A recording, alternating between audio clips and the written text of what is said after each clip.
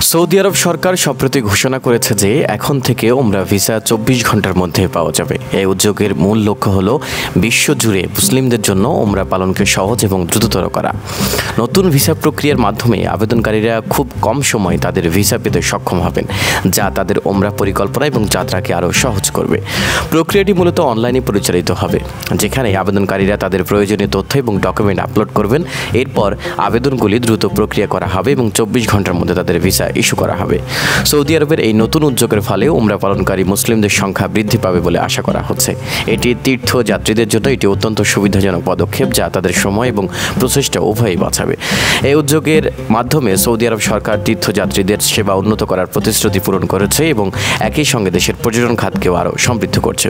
অন্যদিকে Saudi press এজেন্সির CPA তথ্য মতে, ওমরা করতে আসা ব্যক্তিদের জন্য সেবার মান উন্নয়ন এবং তাঁদের সৌদি আরবে প্রবেশ আরও সহজ করতে এই ভিসা চালু সহ অন্যান্য সেবা সম্প্রসারণের সিদ্ধান্ত নিয়েছে মন্ত্রণালয়। মক্কা ও মদিনায় আসা মুসলমানদের স্বাগত জানানোর প্রক্রিয়া সহজ করতে মূলত নুসুক প্ল্যাটফর্ম ব্যবহার করা হয়। এখন থেকে হজ ও ওমরা বিষয়ক মন্ত্রণালয় এটিকে ই ভিসার আবেদনের জন্য ব্যবহার করবে। এই প্ল্যাটফর্মের মাধ্যমে বিশ্বের সব প্রান্তের মানুষ সহজে ওমরার ই ভিসার আবেদন করতে পারবেন। পাশাপাশি পরিবহন, আবাসন সহ অনেক সেবাও মিলবে প্ল্যাটফর্মটিতে।